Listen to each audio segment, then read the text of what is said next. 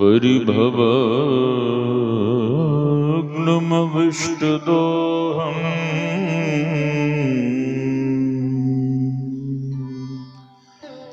तीर्थास्पदं शिवविरञ्चि नुतं शरण्यम् भृत्यार्तिहं प्रणतबालभवाब्धिपोतम्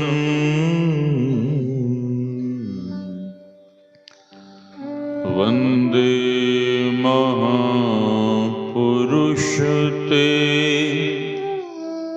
चरणारविन्दम्।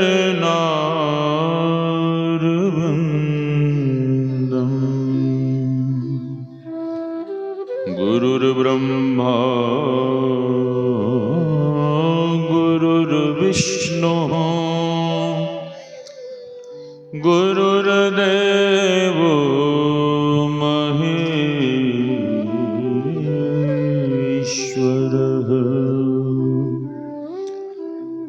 गुरुर्साक्षात् परं ब्रह्म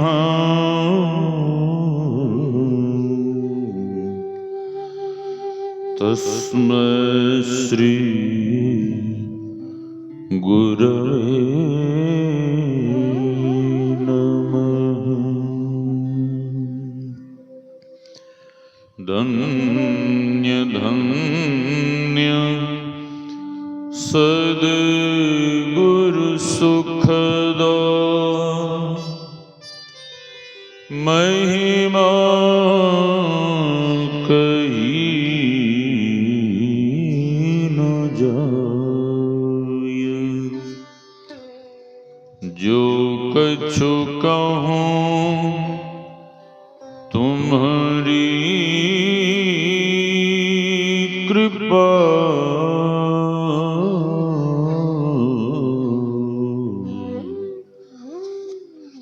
मोते कछु न बसाय।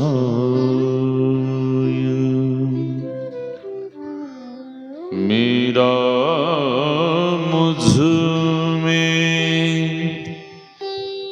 कुछ नहीं, जो कुछ है गुरु तो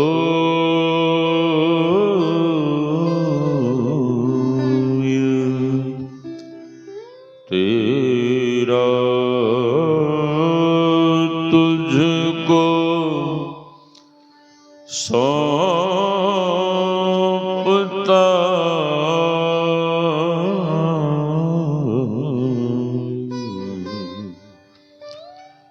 क्या लगेगा मोर। तेरा तुझको सौंपता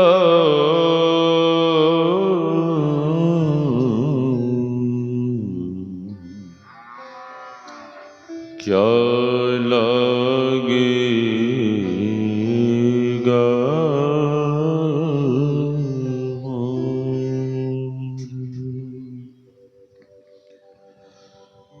आसन पर आसीन परमाराध्य सद्गुरु महाराज के युगल चरणों में कोटि कोटि नमन। इस पावन मंच पर विराज रहे पूज्य संत चरण, इस ज्ञान यज्ञ में पधारे हुए गुरुजन, सत्संग प्रेमी महानुभावों, माताओं एवं भक्तिमती बहनों, आप सबों के भीतर विराज रहे परमात्मा स्वरूप आत्मा को हम वंदन करते हैं। सिया राम में सब जग जानी, करऊं प्रणाम जोरी जुग पानी। यही भाव लिए हम आप सत्संग ज्ञान रूपी गंगा में अवगाहन कर अपने तन, मन और अंतःकरण को शुद्ध तथा पवित्र बनावें। अभी संत महापुरुषों के मुखारविंद से हम आप सुन रहे थे कि पूज्या माता जी के शरीर में बहुत ही असह्य पीड़ा रोग हुआ और गुरु महाराज की कृपा से उनका स्वास्थ्य ठीक हो गया, वो स्वस्थ हो गई। गुरु कृपा से असंभव कार्य भी संभव हो जाता है। जलालगढ़ की एक सच्ची घटना आपको सुना रहे हैं। एक बूढ़ी माता जी अपनी बहू को, पोतहू को लेकर गुरु महाराज के पास गई। उसी इलाके में पूर्णिया के आसपास ही अधिवेशन का कार्यक्रम था।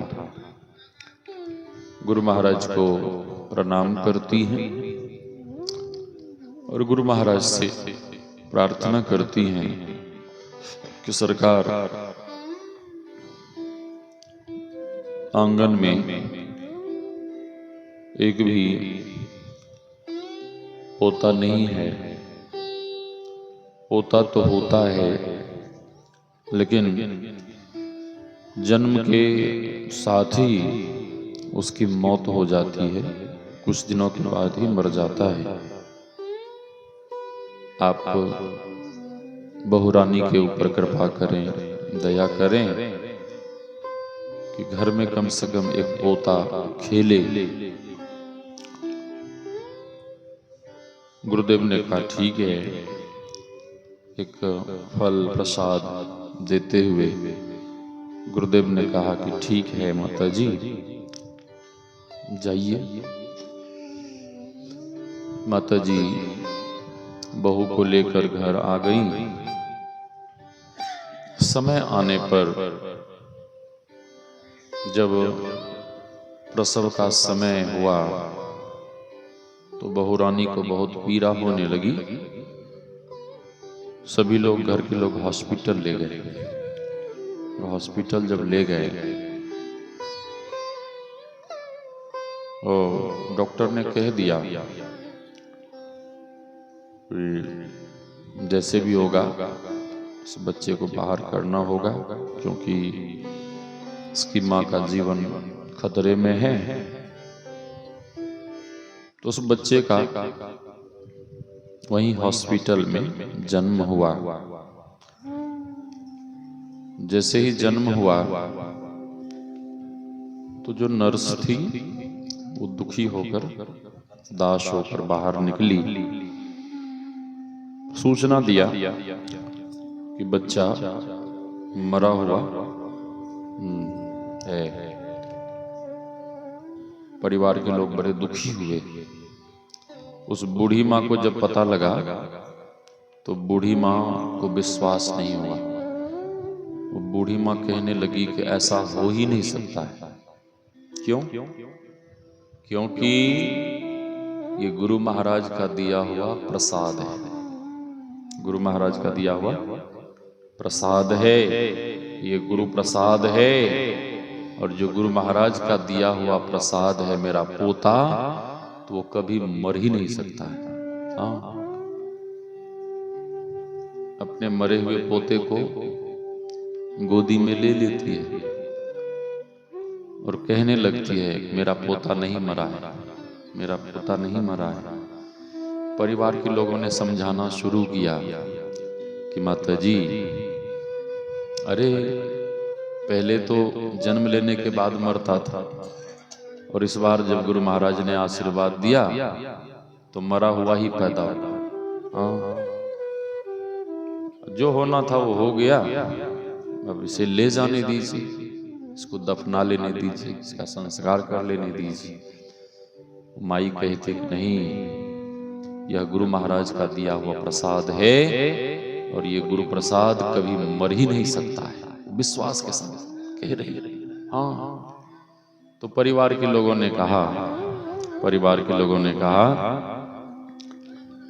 कि ये बूढ़ी माता जी पगला गई, पागल हो गई, जबरदस्ती इसके हाथ से बच्चे को छीनो और चलो हम लोग इसको दफनाते हैं, संस्कार कर देते हैं।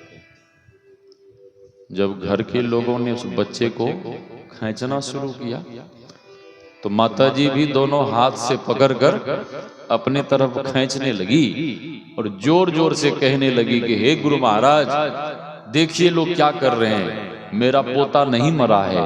हे गुरु महाराज, मेरा पोता नहीं मरा है, देखिए लोग जबरदस्ती हमसे छीन रहे हैं। हे गुरु महाराज, मेरा पोता नहीं मरा है। वो चीख चीख के चिल्ला चिल्ला के बोल भी रही है और रो भी रही है।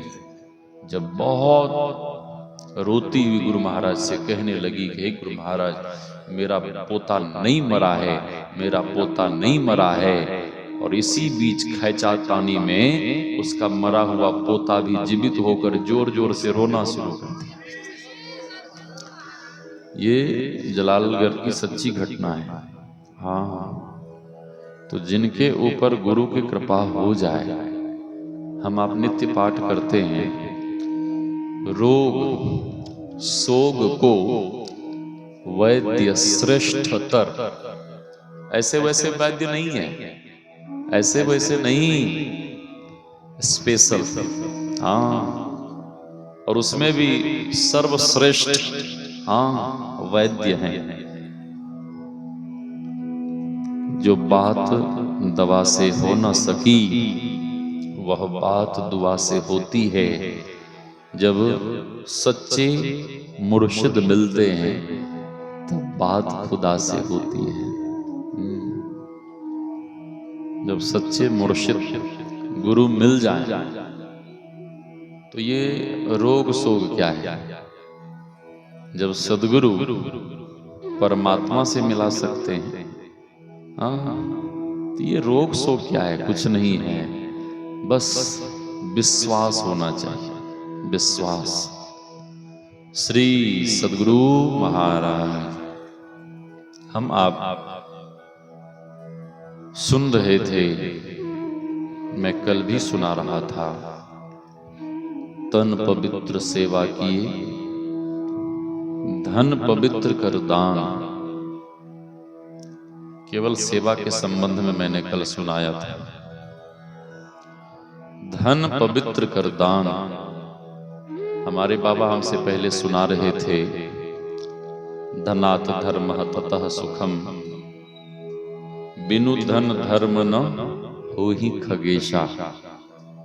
धन की सदुपयोगिता, धन का सदुपयोग, धन का उपयोग किसमें है?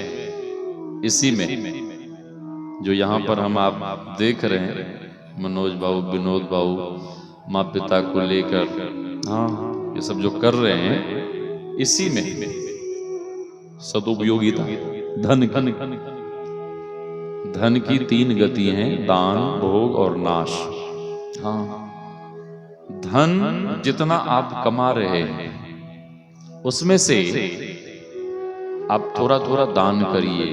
नहीं करेंगे तो इस पीढ़ी के अंत में, नहीं तो अगली पीढ़ी में, नहीं तो तीसरी पीढ़ी में निश्चित रूप से उस धन का नाश हो जाएगा। मैंने देखा है साहब, यहीं बिहार में और भी कई जगह मैंने देखा है, बहुत आलीशान मकान है, बहुत बढ़िया, हाँ, राजमहल जैसा घर, लेकिन उसमें कोई नहीं, कुछ नहीं। उनकी जो जगह जमीन है, ऐसे जंगल झाड़, घर खंडहर जैसा। मैंने पूछा क्या हुआ, तो बोले इस घर के जो भी थे सब पधार गए, कोई नहीं। हाँ, उसके बेटे पोतों ने सब कुछ बर्बाद कर दिया, लुटा दिया, ये हो गया वो हो गया, पता नहीं क्या क्या हुआ। हाँ, तो महापुरुष कहते हैं धन पवित्र कर दान। दान। एक कंजूस सेठ था, पत्नी कहती है अरे अब तुम बुढ़े होने चले हो, कभी तुमने सत्संग नहीं किया, ध्यान नहीं किया, भजन नहीं किया, भक्ति नहीं की, तो कम से कम यहां से थोड़ी दूर पे गंगा जी है, जाके कम से कम गंगा स्नान तो कर लो। पत्नी 50 रुपए निकाल के देती है। पुराने जमाने की घटना है। उस समय धेला चलता था, धेला, एक धेला, 2 धेला, ये सब चलता था उस समय। 1 आने 2 आने ये सब चलता था जी। श्री सद्गुरु महाराज की जय। अब वो सेठ तो था कंजूस, मन में सोचने लगा कि अब इतनी दूर गंगा स्नान के लिए 50 रुपए हम खर्च क्यों करें, इतनी दूर तो हम पैदल पैदल चले जाएंगे। पत्नी से 50 रुपए ले लिया और अपनी तिजोरी में बंद कर रख दिया। पैदल पैदल वहां से गंगा जी गया, और जैसे ही गंगा जी के किनारे पहुंचने ही वाला था, तो देखता है कि वो मोटी मोटी कंठी माला वाला पंडा वहां बैठा हुआ है। हाँ, बैठा हुआ है। अब मन में सोचने लगा कि उधर जाऊंगा तो दान मांगेगा, दान देने के डर से उधर नहीं गया। मन में सोचने लगा कि अब कहाँ जाऊं, कहाँ नहाऊं, तो पास में ही मुर्दा घाट था। अब मुर्दा घाट पे तो कोई जाता नहीं है। हाँ, कभी कभी लोग मुर्दा जलाने जाते हैं, तो वही मुर्दा घाट पे चला गया, कपड़े कुपड़े उतारा, और जैसे ही गंगा जी में प्रविष्ट हुआ नहाने के लिए, तो उसके कंजूसी को देखकर भगवान को भी दया आ गई, और भगवान वहीं पर तुरंत पंडा के रूप में प्रकट हो। जैसे ही नहाना चाह ही रहा था कि पंडा कहता है यजमान की जय हो। अब जैसे ही सुना यजमान की जय हो, अब पीछे मुड़कर देखा तो देखता क्या है, एक पंडा खड़ा है। तगड़ा पंडा खड़ा है, कंठी माला चंदन तिलक लगाए हुए। अब वो गंगा जी भी नहीं है, नहाया, गंगा जी से निकलकर भागने लगा। पंडा घेर लिया कि सेठ जी कहाँ भागे जा रहे हैं। अरे इस घाट पे जो कोई आता है वो 6 महीने की, साल भर की व्यवस्था करके जाता है, आप भी कुछ करके जाइए। वो कंजूस सेठ कहता 6 महीने साल भर, हम तो 6 दिन की भी व्यवस्था करने वाले नहीं। पंडा ने कहा कि सेठ जी चलिए कोई बात नहीं, 3 महीने की व्यवस्था। बोले 3 दिन की भी हम व्यवस्था करने वाले नहीं है। पंडा ने कहा कि सेठ जी चलिए कम से कम 15 दिन के लिए। बोला हम 1 दिन की भी व्यवस्था करने वाले नहीं। पंडा कहता है कि सेठ जी लगता है घर से आप खाली हाथ आए क्या? हाँ, मैं खाली हाथ आया हूं, उसे तुम्हें क्या मतलब, हमें जाने दो। पंडा ने कहा कि सेठ जी जब आप यहां तक आ ही गए हैं तो बिना दान दिए तो नहीं जाने दूंगा, कुछ ना कुछ दान तो देना ही पड़ेगा। अब सेठ जी चक्कर में पड़ गए, इस पंडा से पिंड कैसे छूटे। सेठ ने कहा तुम्हें जो करना है करो, हमें जाने दो। पंडा ने कहा कि चलो सेठ जी उधार दान दे दो, उधार संकल्प कर लो, हम घर पे जाके ले लेंगे। ऐसा होता है हरिद्वार में, यजमान संकल्प कर लेते हैं, अब पंडा ट्रेन से जाता है जम्मू कश्मीर, पंजाब, हरियाणा दान दे लेने के लिए। हाँ, लेने के लिए हम घर पे जाके ले लेंगे। अब सेठ जी सोचने लगे किसी तरह से इस पंडा से पिंड छूटे। हाँ, जो करना है करो। तो पंडा ने दान का संकल्प करवाया। उस समय धेला चलता था, 1 धेले दान का संकल्प करवाया। सेठ जी वहां से भागे भागे घर पहुंचे। पत्नी से कहता है कि देवी जी बहुत भूख लगी खाने के लिए, तो जल्दी से। तो पत्नी भोजन बना के रखी थी। भोजन करके जैसे ही विश्राम करने के लिए खाट पे लेटा, उसी समय पंडा घर के द्वार पे पहुंच गया। पंडा कहता यजमान की जय हो। अब सेठानी दौड़ कर गई, लगता है कोई याचक भिक्षु ब्राह्मण कोई आया है। जैसे ही गई तो देखती है कि एक पंडा द्वार पे खड़ा। क्या बात है पंडित जी? सेठ जी कहाँ है? वो आराम कर रहे हैं। पंडा ने कहा कि कह दो कि पंडित जी आए हैं दान मांगने के लिए, उन्होंने संकल्प किया है वहीं घाट घाट। सेठानी कहती ठीक है आप बैठिए मैं आती हूँ।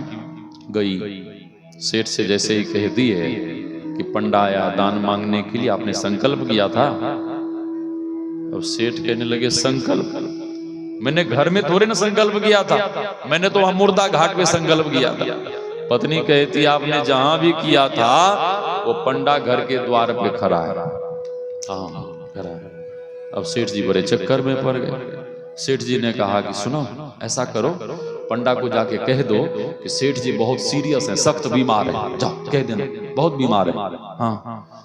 अब सेठानी कहने लगा आप तो स्वस्थ हैं, अच्छे हैं, मैं झूठ कैसे बोलूं? सेठ ने डांटा कि जाओ, पत्नी का धर्म होता है, पति जैसा कहे वैसा करना, जाओ कहो।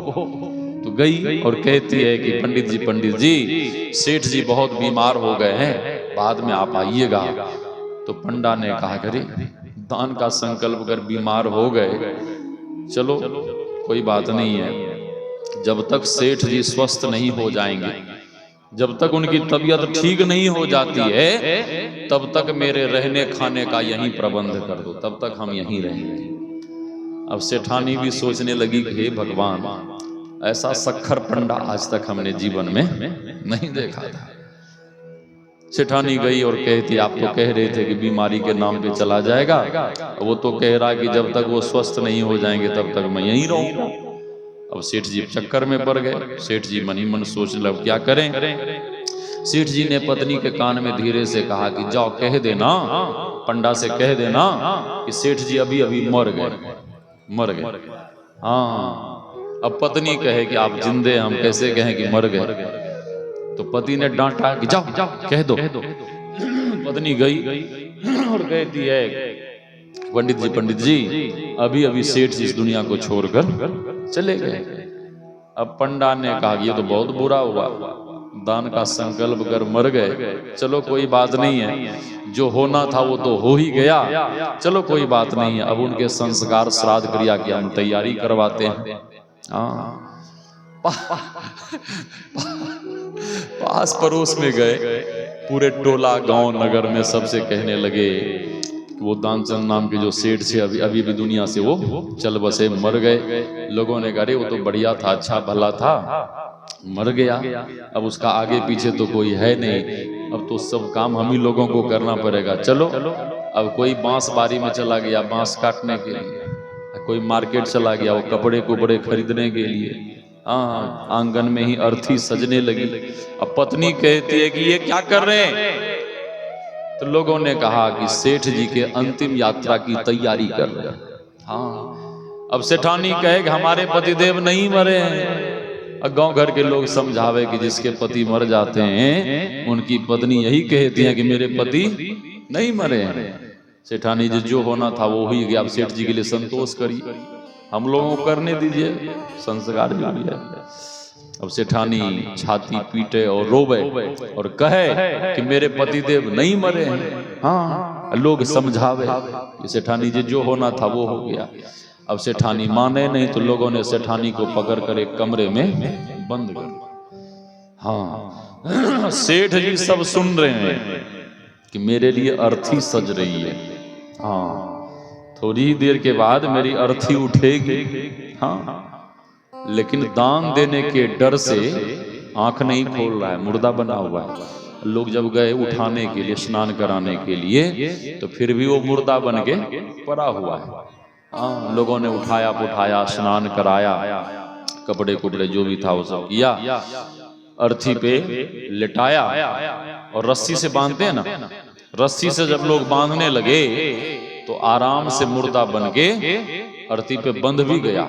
लेकिन दान देने के डर से मरने को तैयार है, चिता में जलने को तैयार है, लेकिन दान देने को तैयार नहीं।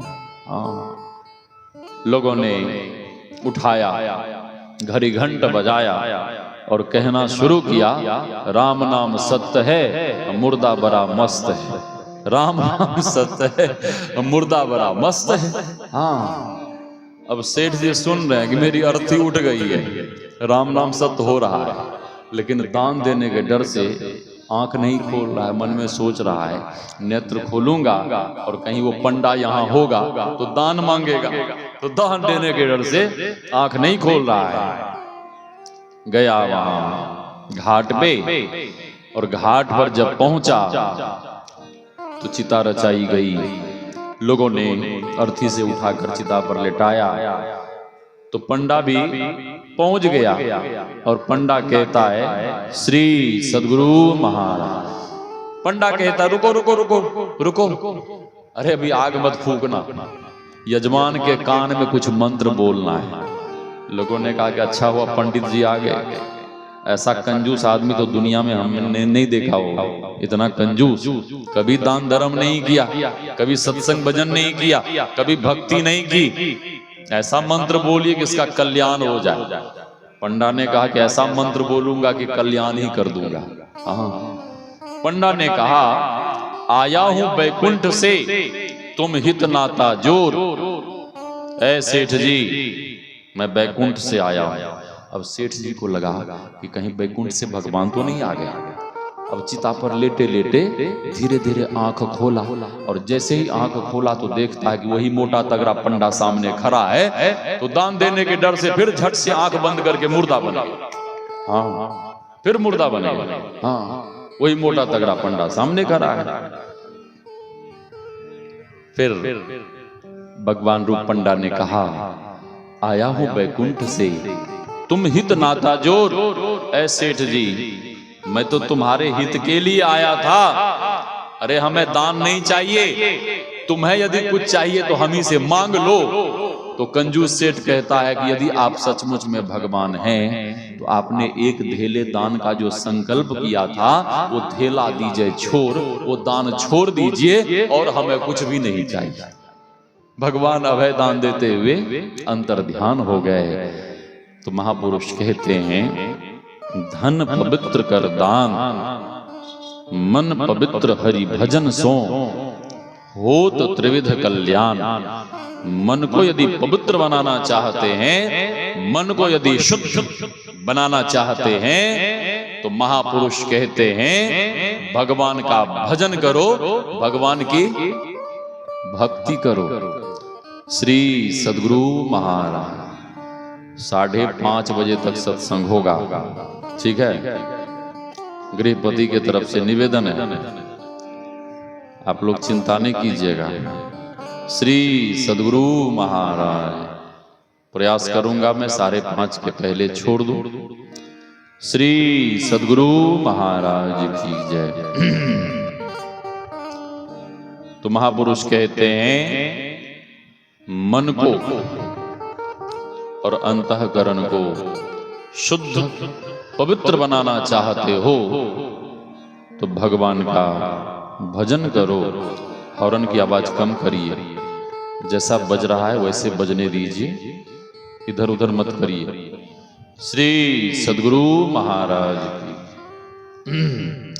बिल्कुल बंद मत कर दीजिएगा हॉर्न की आवाज, हल्की सी आवाज रहने दीजिए। हॉर्न दूर में टांगना चाहिए, नजदीक में टांगते हैं इसीलिए दिक्कत होती है। हॉर्न कभी भी लगाइए तो दूर में लगाइए। श्री सद्गुरु महाराज की जय। भगवान का भजन, भगवान की भक्ति। हम आप पूर्व वक्ताओं के मुखारविंद से सुन रहे थे, यदि भक्ति करनी है तो मां सबरी के जीवन का दर्शन कर, उनके जीवन का दर्शन कर हम आप सीख सकते हैं। यदि हम आपको भक्त बनना है, भक्ति में प्रवेश पाना है, तो मां मीरा के जीवन चरित्र को पढ़कर, सुनकर, उनके जीवन को देखकर हम आप यह शिक्षा ले सकते हैं कि भक्ति किस तरह से करनी चाहिए। राणा ने कहा और मीराबाई कहती है, जो मैं ये जानती प्रीत किए दुख हो, तो नगर ढिंढोरा पीटते प्रीत न करियो कोई। यदि मैं ये जानती कि परमात्मा से प्रेम करने में इतना दुख होता है, इतना कष्ट होता है, इतनी पीड़ा होती है, तो मैं ढिंढोरा पीट पीट के कह देती कि ऐ दुनिया वालों, कोई भी भगवान से प्रेम मत करना। मीराबाई ऐसा क्यों कह रही है? इसलिए ऐसा कह रही है कि मीराबाई को राणा ने बहुत सताया था। हाँ, राणा ने कहा कि ये मर जाए तो अच्छा है। कौन मर जाए? मीराबाई। हाँ, इसे ले जाओ भूत घर में, जो खंडर घर पड़ा हुआ था, उसमें रहने के लिए इसको दे दो, भूत प्रेत अपने इसको खा जाएगा।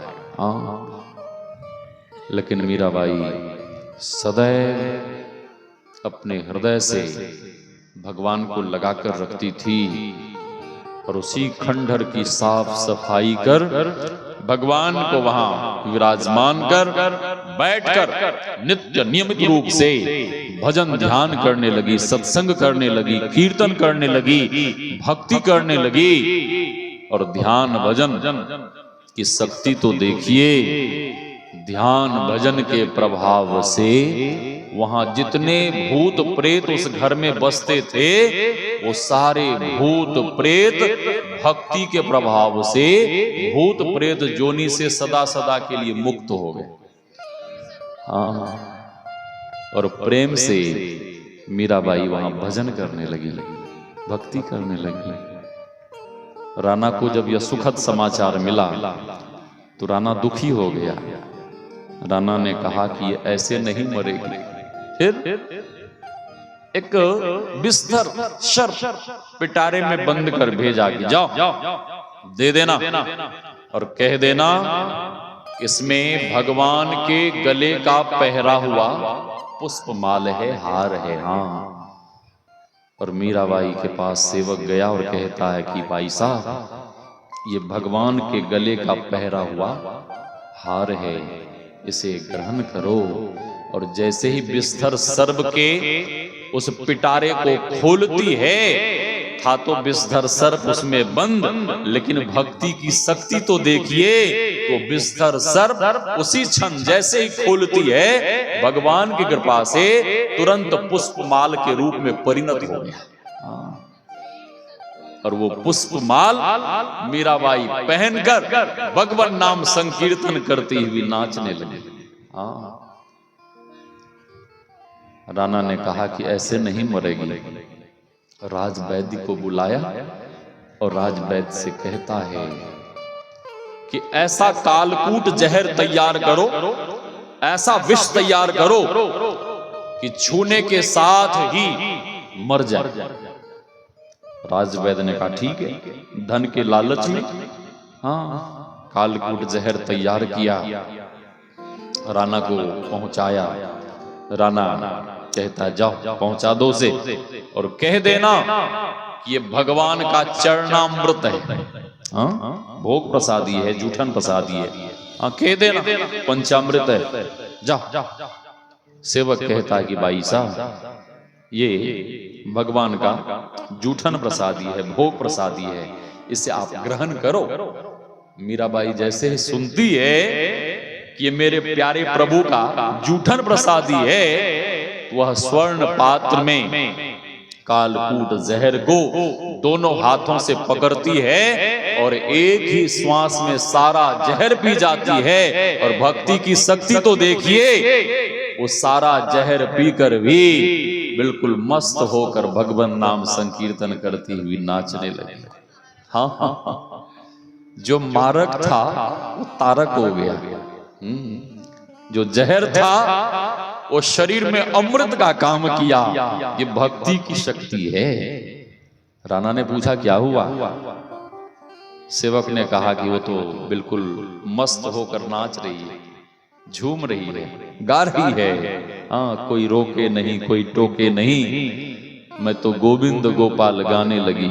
मीरा गोविंद गोपाल गाने लगी, वो तो गली गली हरि गुण गाने लगी। हाँ, कीर्तन कर रही है, मेरो मन राम ही राम रटे रे, राम नाम रट लीजय प्राणी, कोटिक पाप कटे रे।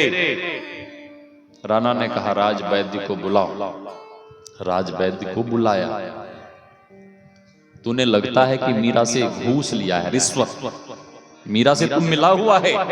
अरे तूने जहर नहीं बनाया, तूने तो कोई वो नींबू जलजीरा का शरबत बना दिया होगा, गर्मी का समय।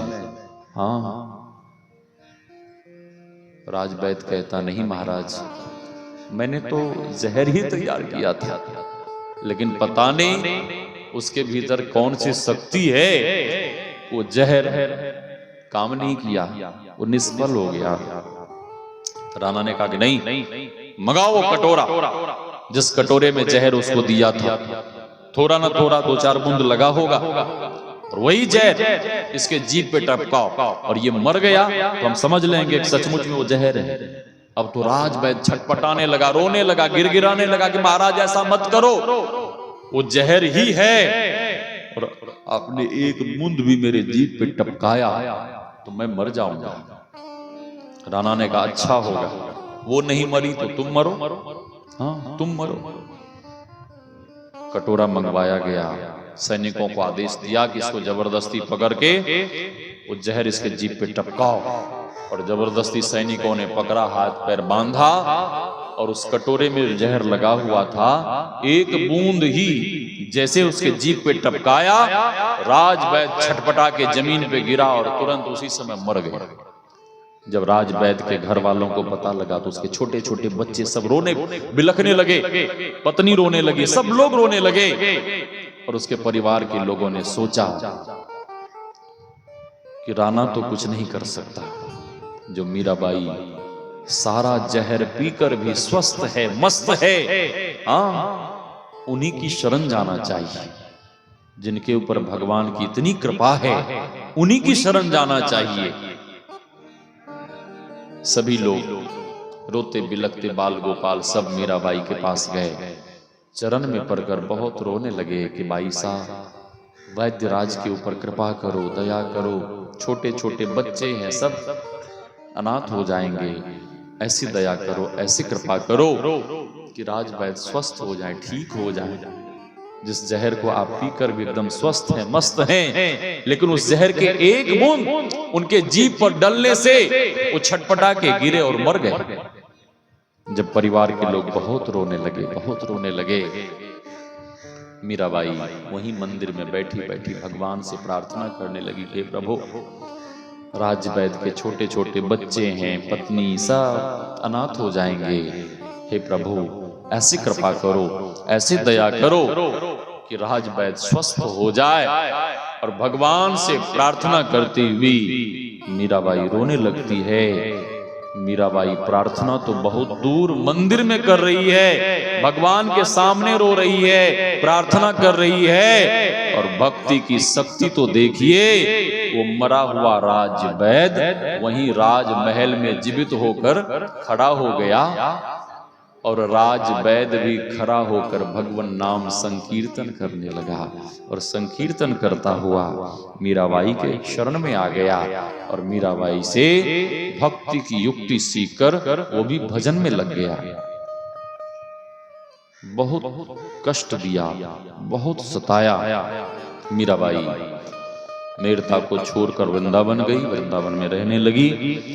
एक दिन एक सखी कहती है कि भाई साहब, क्या ससुराल नहीं जाओगी? ससुराल, ससुराल। मीराबाई का ससुराल कहां था? मीराबाई का ससुराल कहां था? श्री सद्गुरु महाराज की जय। हाँ ठीक है, द्वारिका। बचपन में ही मीराबाई ने भगवान से विवाह कर ली थी, और ऐसे ही विवाह नहीं हुआ था, भगवान आए थे, और भगवान के साथ साथ माता देवकी और उनके ससुर वसुदेव जी भी आए थे। मीराबाई के ससुर वसुदेव जी भी आए थे। वसुदेव ने गहने, जेवर, आभूषण, वस्त्र आदि बहुत कुछ अपनी बहुरानी मीरा को भेंट किया था।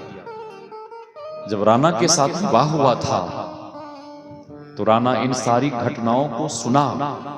राणा को विश्वास नहीं हुआ। सॉरी, वो मीराबाई के जो पति थे वो भोजराज, उसने जब सुना तो उसने कहा कि मुझे विश्वास नहीं हो रहा है कि तुम्हारा विवाह ठाकुर जी के साथ हुआ है और तुम्हारे सास ससुर माता देवी और वसुदेव जी भी आए थे और उन्होंने तुम्हें कुछ उपहार स्वरूप दिया होगा। तो मीराबाई कहते कि हाँ, सचमुच में आए थे और सचमुच में मेरा विवाह उनके साथ हुआ है।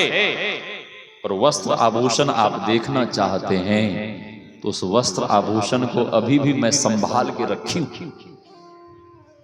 भोजराज को विश्वास दिलाने के लिए मीराबाई निकाल के गहने, जेवर, वस्त्र सब कुछ दिखाने लगी और ऐसे ऐसे वस्त्र, ऐसे ऐसे आभूषण दिखाने लगी कि वैसे वस्त्र और वैसे आभूषण को भोजराज जीवन में कभी नहीं देखा था।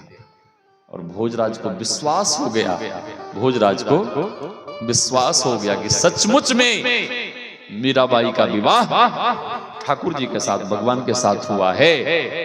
और भोजराज मीराबाई के चरण में पड़ गया कि आज से आप मेरे लिए केवल भक्त हैं, आज से मेरे लिए आप गुरु हैं। हाँ, और आपके ही कारण मेरा मन भगवान में लग गया। मीराबाई कहती है कि जरूर जाऊंगी। मीराबाई वृंदावन से द्वारिका के लिए प्रस्थान करती है। जब समुद्र के तट पर जाती है तब मीराबाई को ख्याल आया कि भगवान तो परम धाम को चले गए, हाँ, और द्वारिका समुद्र में समा गया है। ना तो द्वारिका पूरी है ना ही इधर भगवान है। हाँ, वहां तट पे भगवान का एक मंदिर है, भगवान का एक मंदिर है। उसी मंदिर में मीराबाई प्रणाम कर वहीं विश्राम करने लगी। स्वास्थ्य बिगड़ गया था। उनके साथ जो माँ बहनें थी वो भगवान से प्रार्थना करने लगी कि हे प्रभु, मीराबाई कई दिनों से भोजन ग्रहण नहीं की है और कई दिनों से अस्वस्थ हैं, इतना अस्वस्थ हैं कि वो चल नहीं सकती, उठ नहीं सकती, कुछ कर नहीं सकती, भजन पूजन भी नहीं कर सकती। हे प्रभु, ऐसी कृपा करो, ऐसी दया करो कि मीराबाई एक बार स्वस्थ हो जाए, एक बार स्वस्थ हो जाए। श्री सद्गुरु महाराज एक बार स्वस्थ हो जाए। सभी माताएं बहनें रो रो कर भगवान के मंदिर में प्रार्थना करने लगी। उसी समय एक वैद्य जटाजूटधारी वैद्य आता है और कहता है कि क्या बात है, ऐसी ऐसी बात है वैद्यराज, एक बार बाईसा को ठीक कर दीजिए, एक बार ये ठीक हो जाएंगी, एक बार आप स्वस्थ कर देंगे, आप जो भी मांगेंगे आपको मुंह मांगा इनाम देंगे। वैद्यराज ने कहा ठीक है, आप लोग यहां से दूर चले जाओ। हाँ, मीराबाई बिल्कुल अचेत अवस्था में पड़ी हुई है, होश नहीं है, चेतना नहीं है, बिल्कुल बेहोश पड़ी हुई है। वैद्यराज मीराबाई के सिरहाने में बैठे।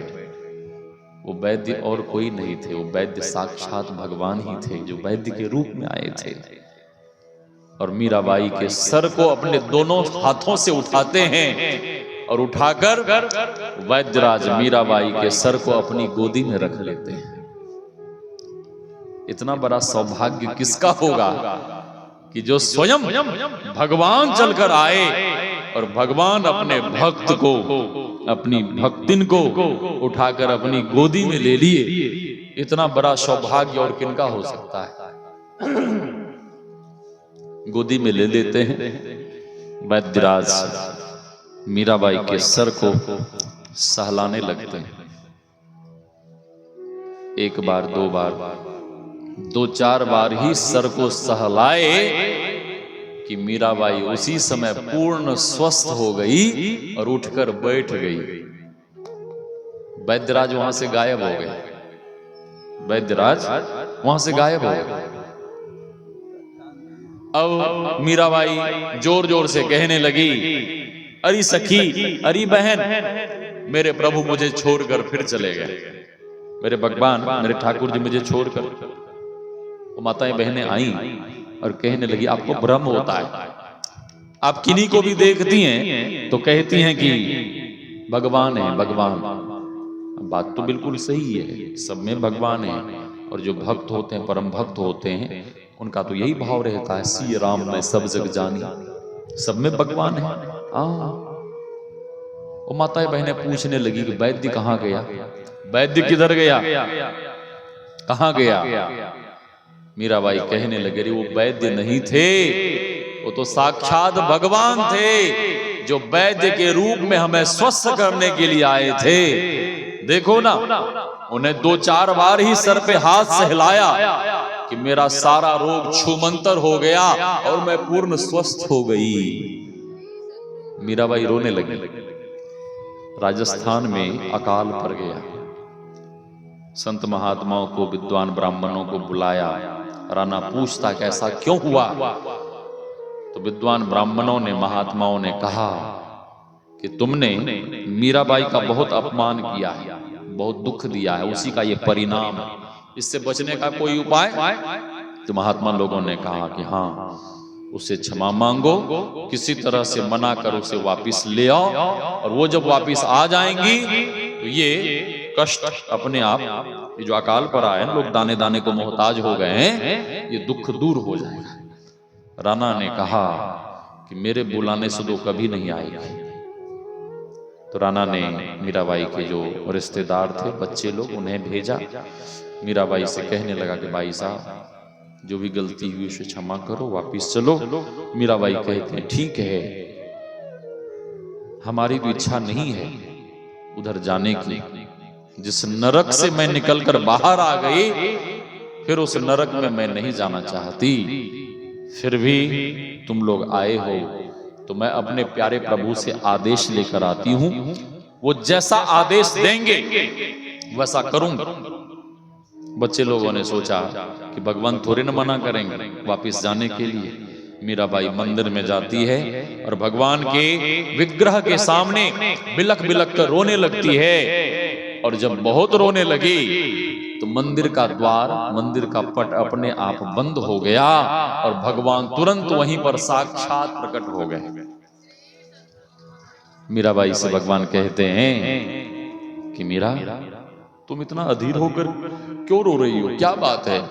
हे प्रभु, अब संसार का दुख, संसार की पीड़ा, संसार का कष्ट हमसे सहा नहीं जा रहा।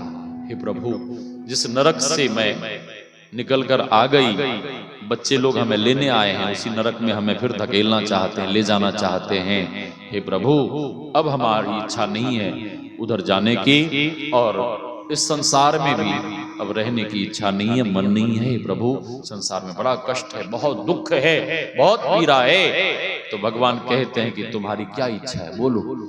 मीराबाई कहती है कि हे प्रभु, बस मैं अब आप में समाना चाहती हूँ, यही हमारी अंतिम इच्छा है। भगवान प्रसन्न होकर कहते हैं कि ठीक है, तुम सदैव मेरे मुखारविंद में समा जाओ, प्रवेश कर जाओ। मीराबाई कहती हैं कि हे प्रभु, दुनिया के लोग क्या कहेंगे, दुनिया के लोग तो यही कहेंगे कि मीरा संसार के दुख से दुखी होकर कहीं जाकर आत्महत्या कर ली। हे प्रभु, दुनिया वालों को कैसे पता लगेगा। भगवान ने कहा, इस बात की तुम चिंता मत करो, दुनिया वालों को सब पता लग जाएगा। भगवान अपना मुखारविंद खोलते हैं और मीराबाई सदैव भगवान के मुखारविंद में समा गई। पूरा शरीर तो चला गया, लेकिन साड़ी का जो पल्लू होता है ना, आंचल, वो भगवान के मुखारविंद के बाहर ही रह गया। पंडित पुजारियों ने दरवाजे को किसी तरह से खोला, देखता है, अरे ये क्या, भगवान के मुखारविंद में सारी वस्त्र, कपड़े। पंडित खींचना चाहा, नहीं खींचा गया, दोनों हाथ लगा, फिर भी नहीं खींचा गया। पंडितों ने कहा कि देखो ये किनके कपड़े हैं, भगवान के मुखारविंद में कपड़े कैसे गए। भीड़ इकट्ठी हुई, और जो लोग लेने गए थे सभी लोगों ने पहचान लिया ये मीराबाई के वस्त्र हैं और लगता है कि मीराबाई सदैव भगवान में समा गई। हाँ, समा गई। मीराबाई कहती हैं, दर्द की मारी बन बन डोलूं, वैद्य मिल्या नहीं कोई, मीरा की प्रभु पीर मिटेगी, जब वैद्य सांवलिया होय, हेरी मैं तो प्रेम दीवानी, मेरो दर्द न जाने कोई। सूली ऊपर सेज हमारी, छुरस्य धारा निशिता दुरत्या दुर्गम, पतस्त कवयो बदंती। भक्ति का मार्ग, साधना का जो मार्ग है वह छुरे की धार की तरह बिल्कुल तीक्ष्ण है और उस पर बहुत सावधानी से जो चलता है वही परमात्मा को प्राप्त करता है। तो हम आप सुन रहे थे भक्ति किस तरह से करनी चाहिए, मीराबाई की माँ सबरी के संबंध में सुन रहे थे। माँ सबरी गुरुदेव के चरण पकड़कर रोने लगी और कहने लगी कि हे गुरुदेव, आपको तो परमात्मा की प्राप्ति हो गई, लेकिन मुझे परमात्मा नहीं मिले, भगवान नहीं मिले। आप जब हमें छोड़कर चले जाएंगे तो मैं किसके सहारे जीऊंगी, मैं कैसे रहूंगी। तो गुरुदेव भगवान ने कहा कि बेटे, मुझे भगवान को पाने के लिए घर छोड़कर वन में आना पड़ा, लेकिन ए बेटे, मैं तुम्हें आशीर्वाद देता हूं कि इस कुटिया को छोड़कर तुम्हें कहीं जाना आना नहीं है। मैं तुम्हें आशीर्वाद देता हूं कि स्वयं भगवान चलकर तुम्हारी कुटिया में आ जाएगा। हाँ, स्वयं भगवान चलकर। मां सबरी सोचने लगी बाद में कि गुरुजी ने तो कह दिया भगवान आएंगे, लेकिन गुरुजी ने ये नहीं बताया भगवान कब आएंगे, संडे को आएंगे कि मंडे को आएंगे, जनवरी में आएंगे कि फरवरी में आएंगे। लेकिन मां मीरा गुरुदेव के वचन पर विश्वास कर, एक भक्त ने लिखा, मुझको तो श्री गुरुदेव के वह एक वचन की आस है, जीवन के संग जो भी मिला वह सब प्रभु का प्रसाद है। मुझको तो श्री गुरुदेव के वह एक वचन की आस है, जीवन के संग जो भी मिला वह सब प्रभु का प्रसाद है। मुझको तो श्री गुरुदेव के वह एक वचन की आस है, जीवन के संग जो भी मिला वह सब प्रभु का प्रसाद है। एक वचन की आस है। मां सबरी को गुरुदेव ने वचन दिया था कि भगवान आएंगे, और हम आपको भी गुरु महाराज ने वचन दिया है। क्या वचन दिया है बाबा? गुरु महाराज ने हम आपको क्या वचन दिया है? हम आपको गुरु महाराज ने वचन दिया है, एक ईश्वर पर अटल विश्वास, पूर्ण भरोसा, और उस ईश्वर की प्राप्ति कहां होगी? प्रयागराज में, देवघर में, हरिद्वार में, बद्रीनाथ में। हाँ, कहां? मां सबरी ने गुरुदेव के वचन पर विश्वास की और नित्य व्यवस्था बनाती। भगवान नहीं आते। संध्या के समय निराश होकर मां सबरी रोने लगती, अधीर होकर रात भर रोती। आपको क्या लगता है कि एक दिन व्यवस्था बनाई और भगवान आ गए? नहीं, वर्षों तक ये क्रम जारी रहा। गुरु नानक देव जी महाराज कहते हैं, हंसी हंसी कंति न पाया, जिन पाया तिन रोए। जिन किन्हीं को भी भगवान मिले हैं वे भगवान के विरह में रोए हैं, उन्होंने आंसू बहाया है, तब भगवान मिले हैं। पत्नी, बच्चे, परिवार के लिए, दुनिया के लिए आप बहुत रोए, क्या भगवान के लिए कभी रोए? क्या भगवान के लिए आपने आंसू बहाया? और जब भगवान के लिए आपने कभी आंसू बहाया ही नहीं तो भगवान कैसे मिलेंगे? हंसी हंसी कंति न पाया, जिन पाया तिन रोए। जिन किन्हीं को भी परमात्मा मिले हैं वे परमात्मा के विरह में रोए हैं। स्वामी विवेकानंद जी महाराज साधना के क्रम में जब उन्हें भीतर में साक्षात्कार नहीं होता, वे इतने रोते बिस्तर पे पड़ के तो उनकी तकिया भीग जाती थी। हाँ, जब तक रोएंगे नहीं उनके विरह में, तब तक परमात्मा कैसे मिलेंगे। रोती, और लोगों ने कहा कि ये पागल हो गई है। क्यों? वो इस तरह से बातें ही करती और कहती, रामा रामा रटते रटते बीती रे उमरिया, रामा रामा रटते रटते। आप लोग भी गाइए, भगवान को बुलाना है तो गाना पड़ेगा।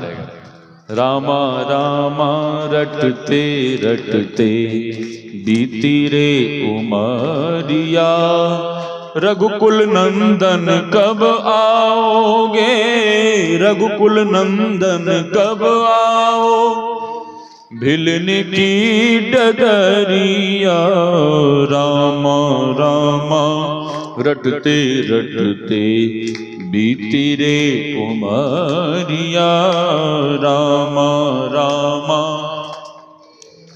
भगवान नहीं आए, भीतर में इतनी व्याकुलता बढ़ी कि लता पता पशु पक्षियों से पूछने लगी, बोल बोल कागा मेरे, राम कब आएंगे, श्री राम कब आएंगे।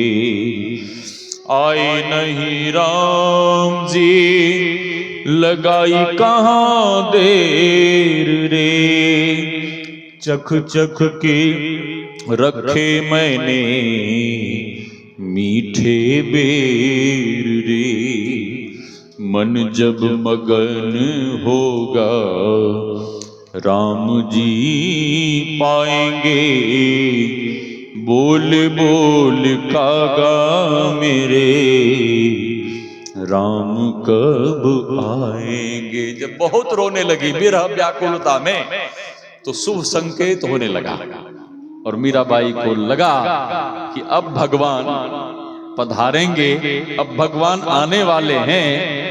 तो बिल्कुल भाव में विभोर होकर गाने लगी, आज झोपड़ी के भाग मेरे खुल जाएंगे, राम आएंगे। ताली बजा के गाइए, या तबला ढोलक वाला तो कोई है नहीं। आज भिलने के भाग खुल जाएंगे, राम आएंगे, राम आएंगे आएंगे, राम आएंगे। सभी लोग गाइए, राम आएंगे आएंगे, राम आएंगे। ओ मेरी झोपड़ी के भाग आज खुल जाएंगे, राम आएंगे। राम आएंगे तो अंगना सजाऊंगी, दीप जला के दिवाली मैं मनाऊंगी। मेरे जीवन के सारे दुख मिट जाएंगे, राम आएंगे। आज झोपड़ी के भाग मेरे खुल जाएंगे, राम आएंगे। राम झूलेंगे तो पालना झुलाऊंगी, राम झूलेंगे तो पालना झुलाऊंगी। मीठे मीठे भजन राम को सुनाऊंगी, मीठे मीठे भजन राम को सुनाऊंगी।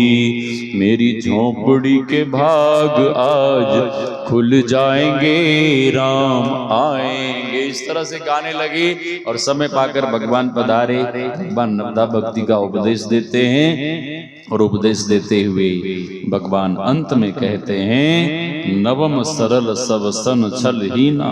सबसे पहले संतों का संग, फिर मंत्र जाप, फिर छठदम शील, बहुत तरह के। और अंत में भगवान कहते हैं कि भक्त को कैसा होना चाहिए, तो भगवान कहते हैं नवम सरल सब सन छल हीना मम भरोसहिया। भक्त को कैसा होना चाहिए विनोद बाबू, कैसा होना चाहिए? भक्त को अहंकारी होना चाहिए, घमंडी होना चाहिए, पाखंडी होना चाहिए। यदि कोई कहता है कि मैं भक्त हूं, ध्यान से सुने, यदि कोई कहता है कि मैं भक्त हूं, मैं भक्त हूं, और उसके भीतर अहंकार दिखे, अहंकार दिखे, तो समझ लीजिए कि उसका भक्ति में रत्ती मात्र भी प्रवेश नहीं है। वो कहने के लिए भक्त हैं, कहने के लिए भक्त हैं, लेकिन भक्ति में रत्ती मात्र भी प्रवेश नहीं है। और भगवान कहते हैं भक्त को सरल होना चाहिए, निश्चल होना चाहिए, निष्कपट होना चाहिए। भगवान कहते हैं निर्मल मन जन सो मोहे पावा, मोहे कपट छल छिद्र न भाव, निर्मल मन जन सो मोहे पावा, मोहे कपट छल छिद्र न भाव। भगवान कहते हैं निर्मल मन वाले भक्त मुझे प्रिय है, और वो निर्मल मन वाले भक्त ही मुझे प्राप्त करता है। लेकिन जिसके भीतर छल है, कपट है, ईर्ष्या है, द्वेष है, पाखंड है, भगवान कहते हैं कि मैं उससे बहुत दूर रहता हूं। और हम आपको यदि भगवान को पाना है तो अपने आप को निश्चल बनाना होगा, छल से रहित, ईर्ष्या द्वेष से रहित। एक भोला भाला बालक था, बहुत निश्चल स्वभाव का, निष्कपट, भगवान का भजन करता, खाता, भगवान का भजन करता, काम कुछ नहीं करता। भाई लोगों ने कहा अरे चैत्र की फसल लगी है, जाके गेहूं की रखवाली तो कर। उस सब में भगवान को देखे, खेत में गया तो पशु पक्षियों को कहे राम जी की चिड़िया, राम जी की खेत, खा लो चिड़िया भर भर पेट, खाओ प्रेम से खाओ। 2-4 दिनों में सारा फसल खिला दिया, पशु पक्षियों को नष्ट हो गया, बर्बाद हो गया। श्री सद्गुरु महाराज की जय। बर्बाद हो गया। भाई लोग गए तो भाई लोग बड़े परेशान हुए, और भाई लोगों ने कहा अरे तू किसी काम का नहीं है, जा घर में ही पड़ा रहे, तू किसी काम का नहीं है, जा घर में खाए और पड़ा रहे। खाने के समय कहता था कि दाने दाने में लिखा है खाने वाले का नाम, दाने दाने में लिखा है खाने वाले का नाम। भाई लोगों ने कहा कि तुम ये मत कहो कि दाने दाने में लिखा है खाने वाले का नाम, तुम तो ये कहो कि बोरे बोरे में लिखा है खाने वाले का नाम। बोरे बोरे खाए और पड़ा रहे। भाई लोगों ने घर से भगा दिया, भटकता हुआ तीर्थ में चला गया। अब तीर्थ में रहने के लिए जगह ढूंढे कि कोई जगह मिले, खाने के लिए कुछ मिले। तो एक बहुत बड़ा मंदिर दिखा, मंदिर, और मंदिर के बाहर एक महंत जी बैठे थे, बड़ी सी कुर्सी लगाकर। श्री सद्गुरु महाराज की जय। बालक गया और महंत जी को प्रणाम करता है और कहता है कि आप महंत जी हो? महंत जी ने कहा कि हाँ मैं महंत जी हूं। उनके 2-4 चेले आए। चेले महंत जी से अभी तगड़े तगड़े थे। तो बालक ने पूछा कि महंत जी ये लोग कौन है, ये लोग कौन है? तो महंत जी ने कहा ये लोग हमारे चेले। अब बालक एक बार महंत जी को देखे, एक बार उनके चेलों को देखे कि इतना तगड़ा तगड़ा चेला, लगता है यहाँ खाने पीने का बड़ा आनंद है, तब तो इतना तगड़ा तगड़ा चेला है। हाँ, बालक कहता हो आप गुरुजी हो? हाँ। बालक कहता गुरुजी हमें भी बना लो ना चेला। ठीक है बन जा चेला। चेला बनने में क्या दिक्कत है? घर में हुआ खटपट, चलो गुरुजी के मठ पर। हाँ, गुरुजी ने काटी चोटी, मांग खा बेटा रोटी। मूड मुड़ाए 3 गुण, सिरके मिट गए खाज, खाने को हलवा मिले लोग कहे महाराज। चेला बनने में कोई दिक्कत नहीं, साधु बनना आसान है लेकिन होना कठिन। बाबा कबीर ने कहा साधु बनना कठिन है, जैसे पेड़ खजूर, चढ़े तो चाखे प्रेम रस, गिरे तो चकना चूर। हाँ, बनने में कोई दिक्कत नहीं, कोई परेशानी नहीं है। बन गया चेला। उस मंदिर में 10 बार भंडारा होता था, सुबह में 5 बार, शाम को 5 बार।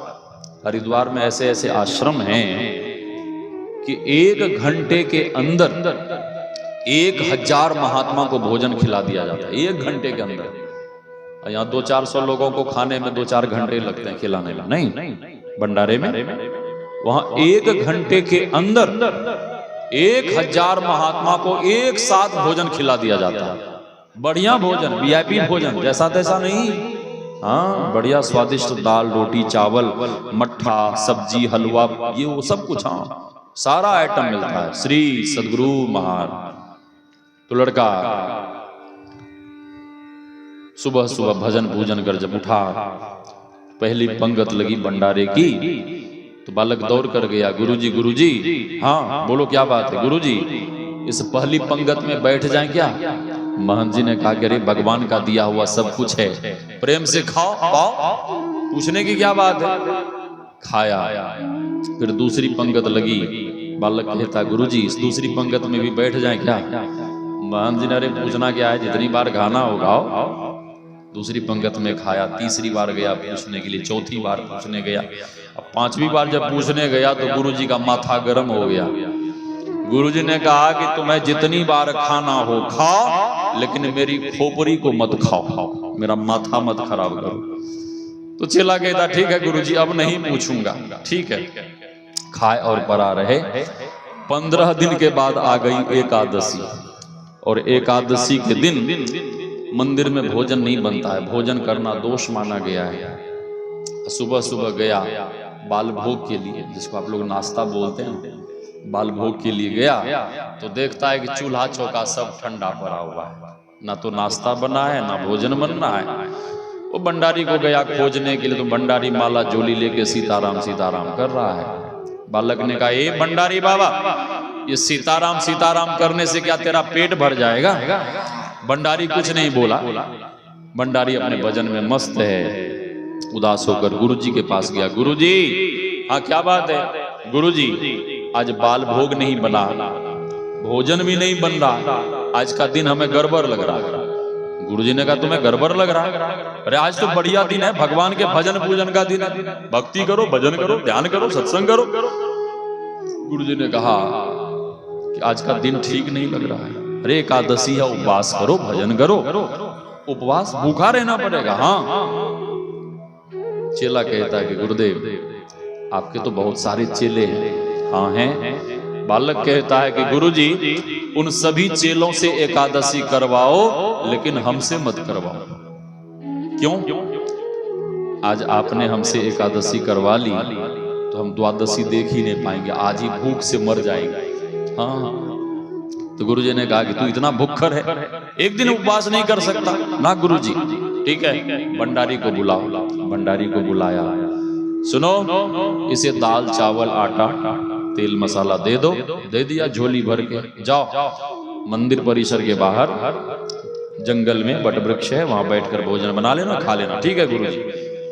अब कभी भोजन बनाया नहीं था, भूखा तो मरता नहीं, और मरता क्या नहीं करता। झोली लेके निकला। गुरुजी ने कहा सुनो सुनो सुनो, भोजन बनाना और भोजन बना के अकेले मत खा लेना, फिर भगवान को पहले भोग लगाना और भोग लगाकर फिर खाना। हाँ माता जी आप लोग भोग लगाती हैं क्या? भोजन जब आपके घर में बनता है, यहाँ तो भोग लगता है, मैंने देखा, मैंने अपनी आंखों से देखा। हाँ भोजन करने के पहले भोग लगता है यहाँ इस घर में। हाँ यहाँ की माताएं बहनें भोग लगाती हैं फिर खाती हैं। भोग लगाने से क्या होता है? भोग क्यों लगाना चाहिए? हम आप जो खेती बाड़ी करते हैं ना, अन्न उपजाने में दोष होता है। और आजकल ज्यादा हो रहा है। वो कीटनाशक क्या क्या, थाइमेट क्या क्या डालता, यूरिया, बहुत कुछ। यूरिया से भी मरता है, वो जो चाली होती है ना वो मर जाती है। हाँ, भोजन बने और खेत से जब अन्न आपके घर में आवे तो उसे थोड़ा अन्न निकालकर अलग में रख दीजिए। किस लिए? हाँ, कोई ऐसे याचक या किसी भिक्षुक या कोई ब्राह्मण या कोई साधु महात्मा को दे दीजिए, उससे दोष उसका कम हो जाता है। उसके बाद भोजन प्रसाद जब बने, पूर्ण रूपेण दोष खत्म नहीं होता है, वो देने के बाद भी पूर्ण रूपेण दोष खत्म नहीं होता है। जब भोजन बनाकर उस भोजन प्रसाद का अपने इष्ट भगवान को भोग लगा देते हैं, तब पूर्ण रूपेण उस अन्न का दोष खत्म हो जाता है। और जब भोग लगा देते हैं, वह भोजन नहीं रह जाता है, वह भोजन क्या हो जाता है? प्रसाद हो जाता है। प्रसादे सर्व दुखानाम हानि रस्य उपजायते, गुरु के प्रसाद बुद्धि उत्तम दशा को गहे, वह प्रसाद हो जाता है। उस प्रसाद को दुर्जन खाएगा तो क्या हो जाएगा? सज्जन बन जाएगा। सज्जन खाया तो भक्त बन जाएगा, और जब भक्त उस भोजन प्रसाद को ग्रहण करेगा तो तत्काल वह भक्ति में लीन हो जाएगा।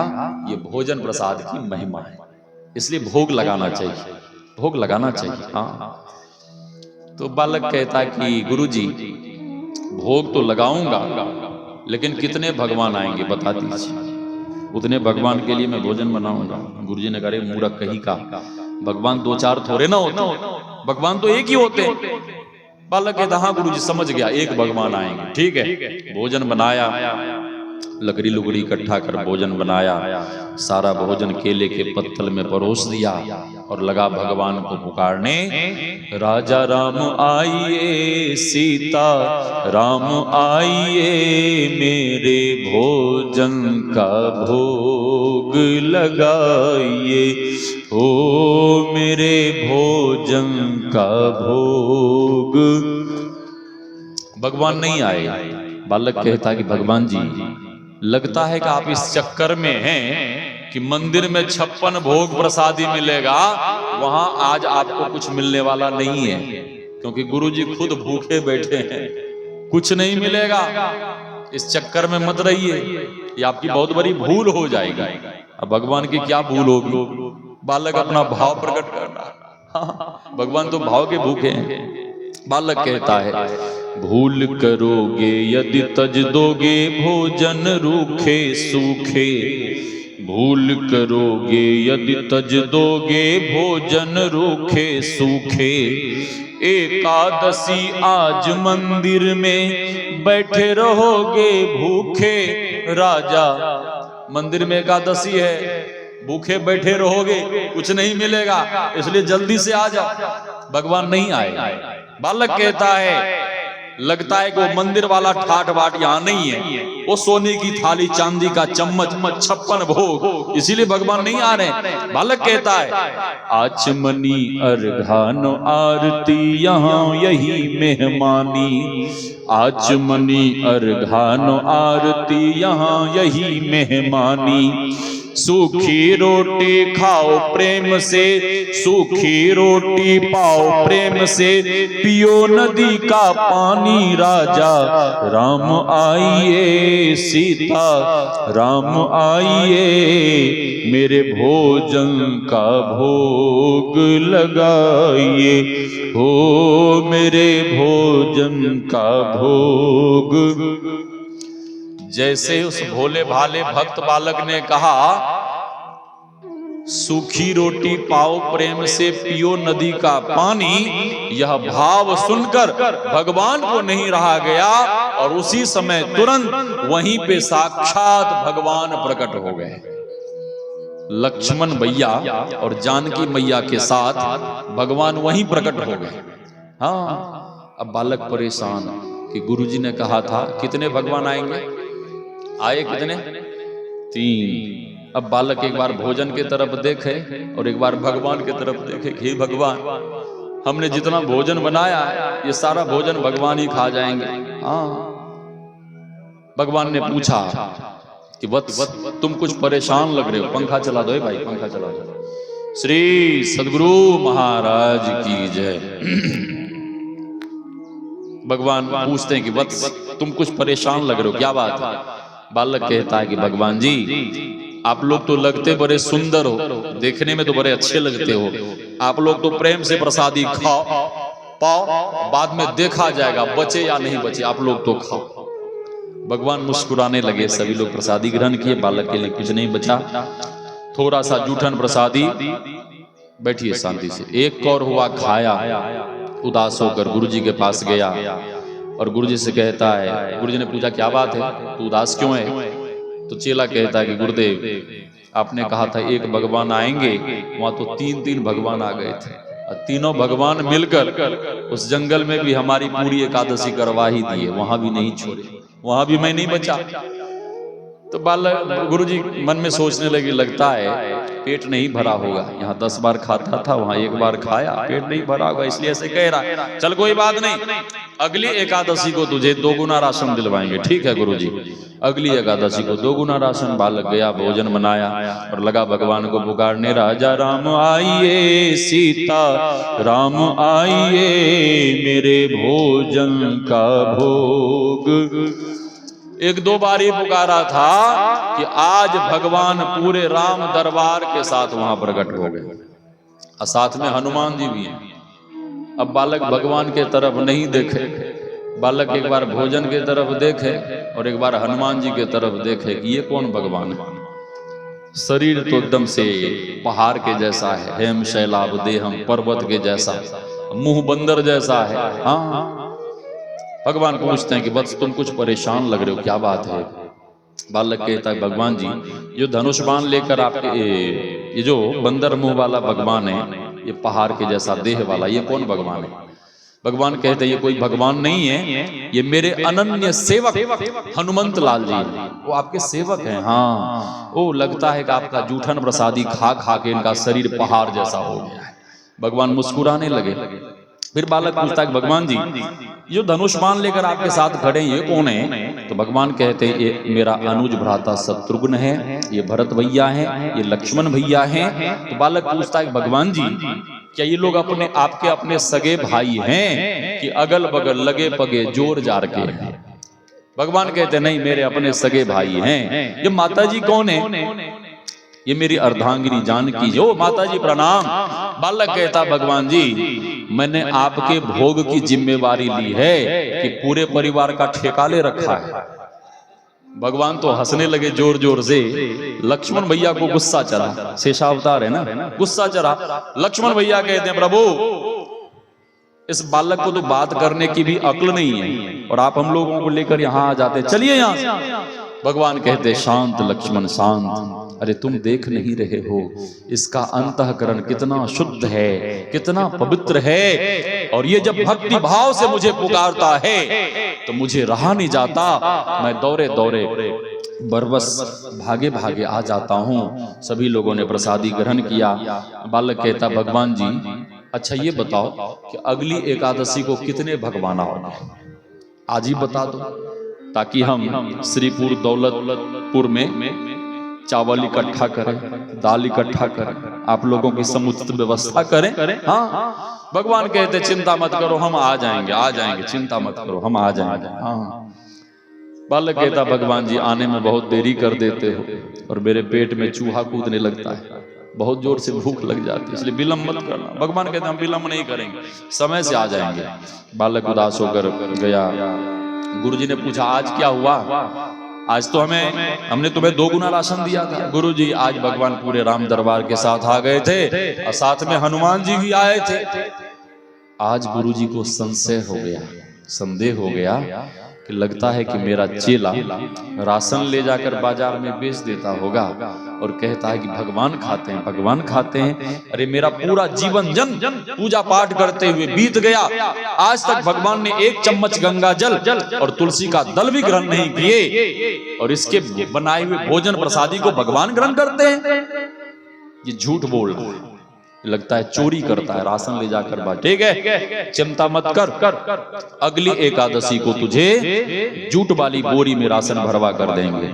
ठीक है गुरुजी, अगली एकादशी को जूट वाली बोरी में गुरुजी राशन भरवा देते हैं, सर पर लोड करवा देते हैं। बालक टकता जुगता वहां जंगल में गया, पेड़ के नीचे गुस्सा के मारे कट्टा को पटका और आज भोजन नहीं बनाया।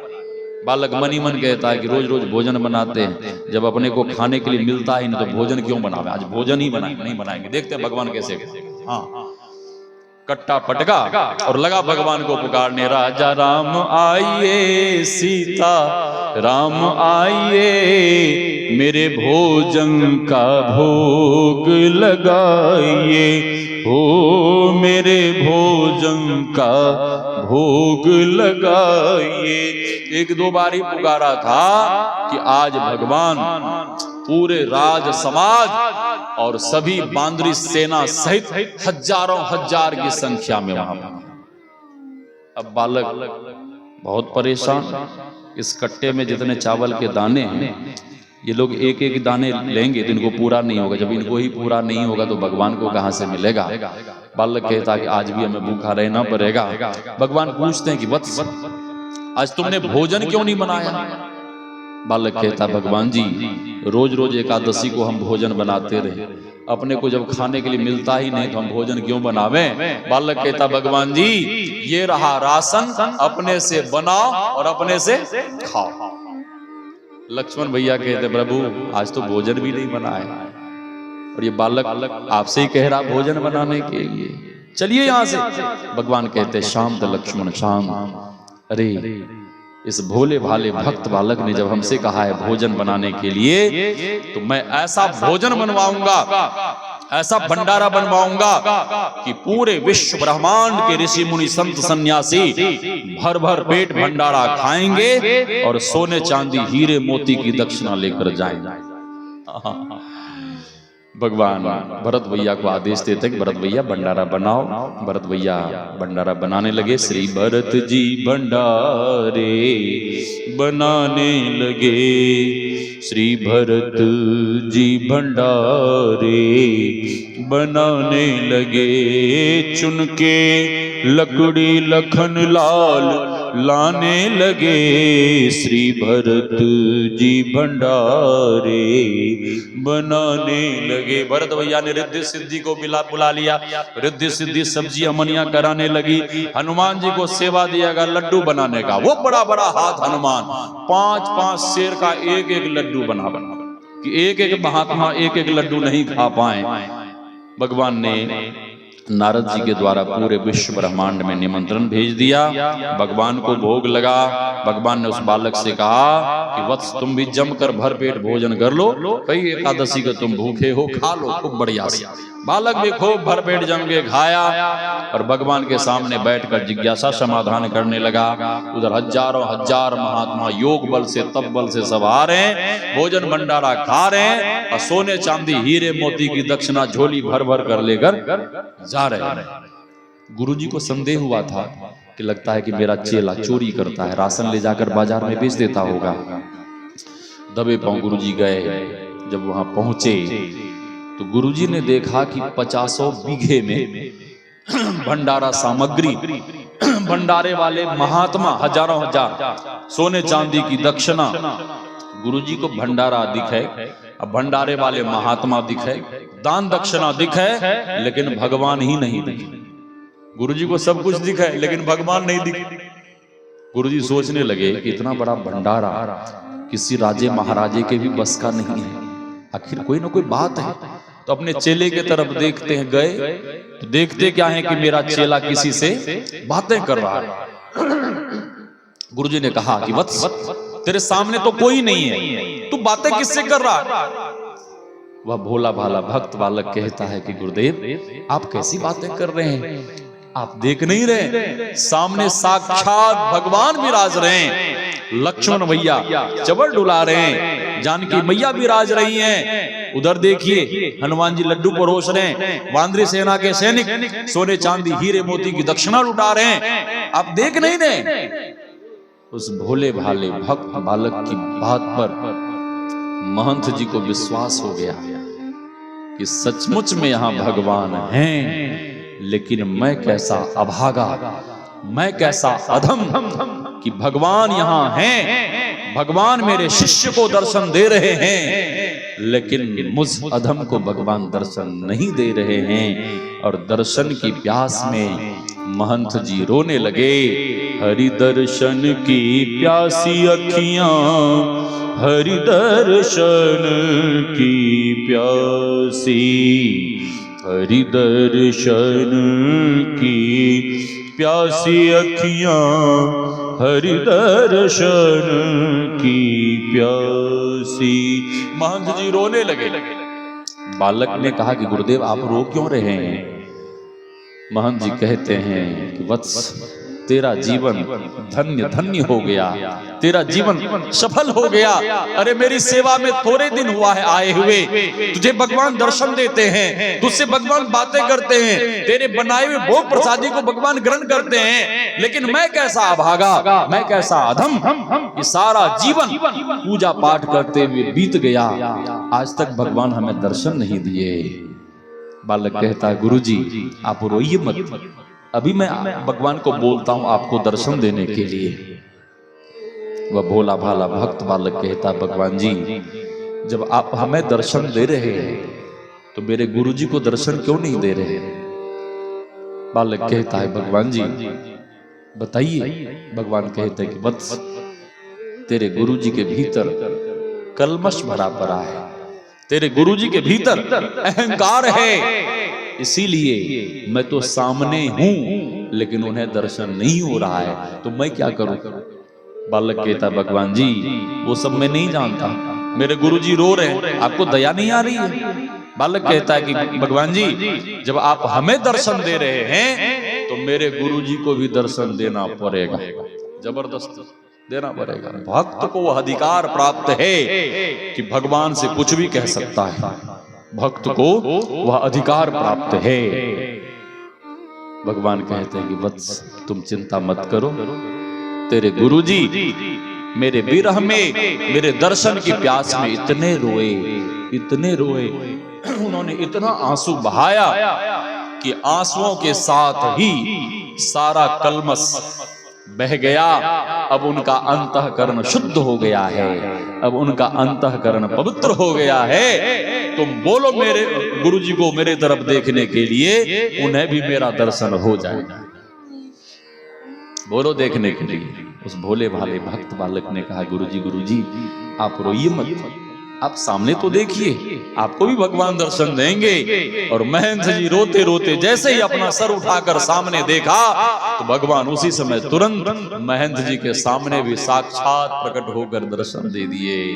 भगवान कहते हैं निर्मल मन जन सो मोहे पावा, मोहे कपट छल छिद्र नो भावा। भगवान कहते नवम सरल सब सन छल हीना, मम भरोष हिय हर्ष नो दीना।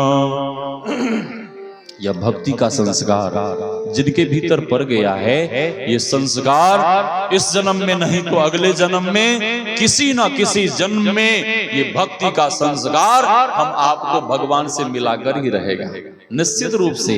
और ये भक्ति का संस्कार जिनके भीतर पड़ गया है, संत कहते हैं भक्ति बीज विनसय नहीं। हमारे मोती बाबा सुना रहे थे, विनसय नहीं ज्यों जुग जाए अनंत, ऊंच नीच घर जन्म ले तो संत को संत, भक्ति बीज पलटे नहीं। आय परे जो चोल कंचन ज्यों बिष्ठा परे, घटे न ताको मोल। एक भक्तिन माई अर्धरात्रि के समय गुरु महाराज का भजन गा रही थी। अपनी भगतिया सतगुरु साहब मोहि कृपा करी देहु हो। युगन युगन भव भटकत बीते, अब भव बाहर लेहु हो। युगन युगन भव भटकत बीते, अब भव बाहर। गा भी रही थी, रो भी रही थी। गुरुदेव अर्धरात्रि के समय जग कर उस माई के पास गए और गुरुदेव कहते हैं कि ऐ माई, मैं तेरे भक्ति भाव से बहुत खुश हूं, प्रसन्न हूं, वर मांगो। माई कहती है कि गुरु महाराज हमें कुछ नहीं चाहिए। गुरुदेव ने कहा कि कुछ भी मांगो। माई कहती है कि गुरु महाराज आप मेरे भक्ति भाव पर इतने खुश हैं, प्रसन्न हैं, और आप हमें कुछ देना ही चाहते हैं, तो आप केवल केवल अपनी प्रेमा भक्ति दे दीजिए और हमें कुछ नहीं चाहिए। गुरु महाराज और प्रसन्न हो गए और गुरु महाराज कहते हैं कि माई, तुमने संसार की कोई वस्तु नहीं मांगी है, भक्ति मांगी है, तो मैं तुम्हें आशीर्वाद देता हूं। अगले जन्म नहीं, 2 4 10 20 जन्म नहीं, 150 जन्म नहीं, मैं तुम्हें आशीर्वाद देता हूं कि इसी जन्म में तुम्हारी भक्ति पूर्ण हो जाएगी, इसी जन्म में भक्ति पूर्ण हो जाएगी। श्री सद्गुरु महाराज की जय। तो ये भक्ति का संस्कार जिनके भीतर पड़ गया है, भक्ति बीज पलटे नहीं, आए परे जो चोल, कंचन जो विष्ठा परे, घटे न ताको मोल। और भक्ति 2 तरह की, आंतरिक और बाहरी। प्रारंभ में बाहरी भक्ति कर सकते हैं, लेकिन निज कल्याण जो होगा वो आंतरिक भक्ति से। आंतरिक भक्ति क्या है? आंतरिक भक्ति है सूक्ष्म साधना। 2 नयन नजर जोड़ी के दृष्टि योग और नादानुसंधान की जो साधना है, ये सूक्ष्म भक्ति है। ये सूक्ष्म साधना ही आंतरिक भक्ति है। तो जिन्हें युक्ति मिल गई है वे खूब मन लगाकर साधन भजन करें। अधिक नहीं कहते हुए वाणी को विराम। यह सत्संग ज्ञान यज्ञ का आयोजन हम आप जो देख सुन पा रहे हैं, गुरु महाराज के प्रिय भक्त आदरणीय श्री क्या उपेंद्र बाबू और उनके दोनों सुपुत्र मनोज बाबू और विनोद बाबू और उनके पौत्र, उनकी बहुएं जो भी हैं, सभी लोगों ने मिलजुल कर इस ज्ञान यज्ञ को यहाँ पर ज्ञान यज्ञ का आयोजित किया। भगवान श्री कृष्ण कहते हैं, नहीं ज्ञानेन सदृशम पवित्रम यह विद्यते श्रेयान द्रव्यमयात् यज्ञात् ज्ञान यज्ञ परंतप। सभी यज्ञों में ज्ञान यज्ञ श्रेष्ठ है। तो